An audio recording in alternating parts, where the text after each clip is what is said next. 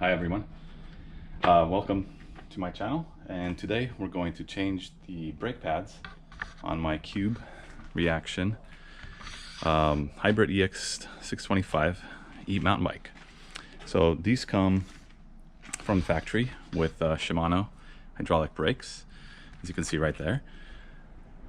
Disc brakes, and I've gotten to the point where my rear brakes are basically out. And one way you could check this is by looking directly at the pads.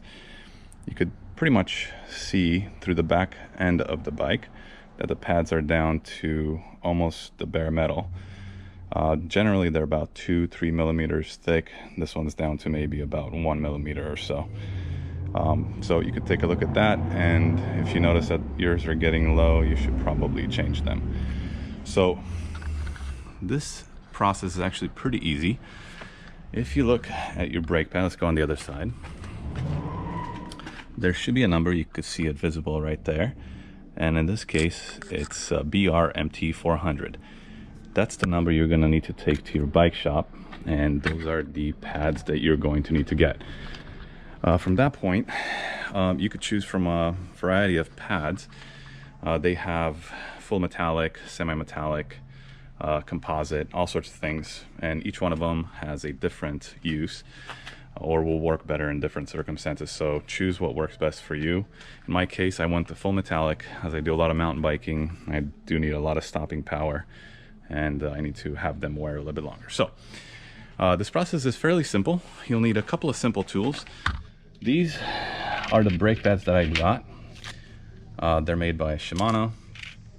They're a little bit, they're not exactly the same number, but they're full metallic brake pads. They come, the two brake pads, the little clip, the little metal clip that keeps them in place, and a new cotter pin. So let's go ahead and take the old ones out and put the new ones in. Show you guys how to do it. On these Cube bikes, the brakes are held in with a cotter pin right here, the left and the right.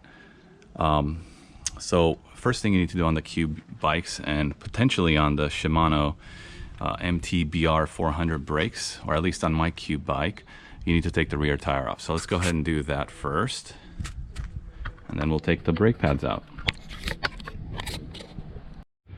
On these Cube bikes, taking the rear tire off is pretty easy.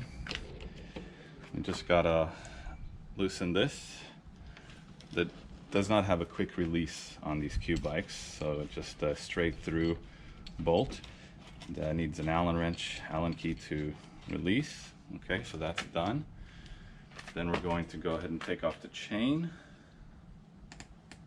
There's a little, let's show you on this side right here. To loosen the chain up so it's easy to remove the tire, there's a little spring-loaded button right here. So you need to bring this in, spring-load it loose, take the chain off the tire, and there you go, or the sprocket, and then take your tire out. So let's come back on the other side.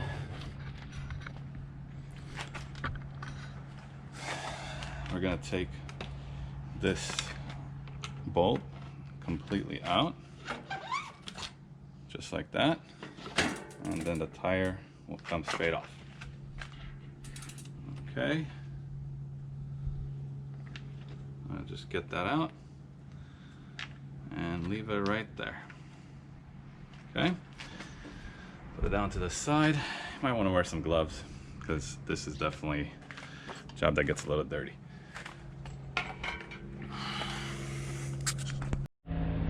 All right, now that you got your tire off, you can see the brake pads right there, and you could really see that they are pretty well worn down, but we're going to change these. So let's go ahead and take them out. First, we're going to remove the cotter pin from this side. So I already undid mine. It's usually bent on one end, so I'll remove that. It comes with another cotter pin, but we're going to go ahead and use this one again. So after removing the cotter pin, you could just go ahead and push your brakes out. You could use your needle-nose pliers, or really anything you want.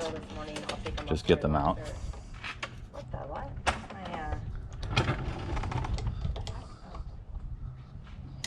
Okay, there you go. They are out. Okay, so we got the brake pads out, and you could see they're pretty well worn down. Let's take a look at, compare it to one of the new ones, and you can see the difference. There you go. So that's a pretty big difference. So you know you need to replace them. You can also take your tire off and take a look at them if you can't see them on your bike. What you also want to check really quick here is that they're wearing evenly, and in my case they look like they are. So they are wearing pretty evenly all around. There's no ununiform wearing going on, so that's good. And if you do have some uneven wear, you need to adjust your brake rotor here. So this center line needs to be in line with your rotor.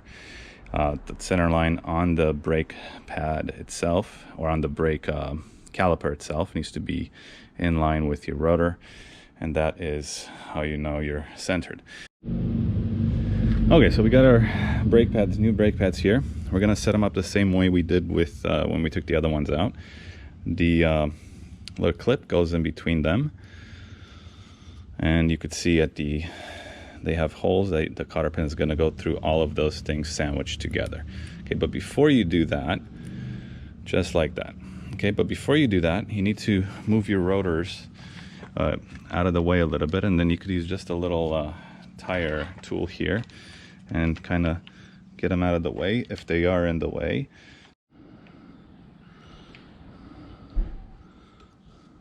Okay, so we're just moving the piston out of the way, putting it back in its casing right there. That's what applies the pressure to your brake pad to touch the rotor. So just see that? There you go. It's nice and out of the way now. You don't have to apply hard pressure, but just enough to get it out of the way. Let's do the same thing with the left side. Okay, now they're out of the way. You could insert your brake pads again. Okay, there we go. And now you can see you have that slot where you could put your rotor back in there. Or yeah, exactly. Let's go ahead and put the rotor back in. Let's move you out of the way here, just a slight bit. We're gonna put the rotor right into. There we go. So now we are back in business. Okay, now we're gonna make sure that they're aligned properly. So we're gonna push them back slightly from the rear until the holes are nice and aligned. Okay, and then we're gonna put the cotter pin back in. Once you're nice and aligned, just go ahead and put the cotter pin back in. There you go. Test your wheel. I could hear it rubbing a little bit, but we could adjust that a little bit later, but it's not rubbing very much. We're gonna bend our cotter pin back slightly on one side, just like this.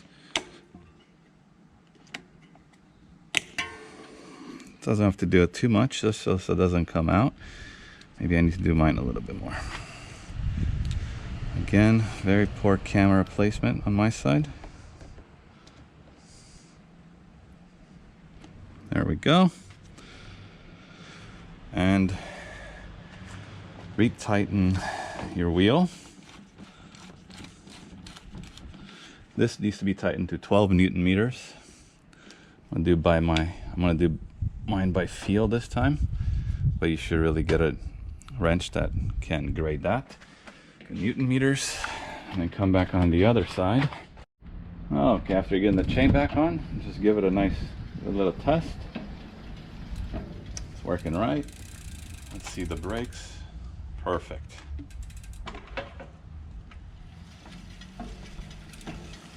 All right. Works great. All right, then do any adjustments. If you need to adjust your brakes if they're touching, You could adjust them by, you know, moving the actual caliper here, by loosening at the top and the bottom. The top bolt right there, the bottom bolt right there. You can move it back and forth. Make any adjustment that you need. Check that your rotor, as you can see right there, this is the rotor, and it's aligned directly with the center portion of the caliper, which means that's how it should be. You don't want it to be skewed to the left or right. All right, that's it. Enjoy and please subscribe.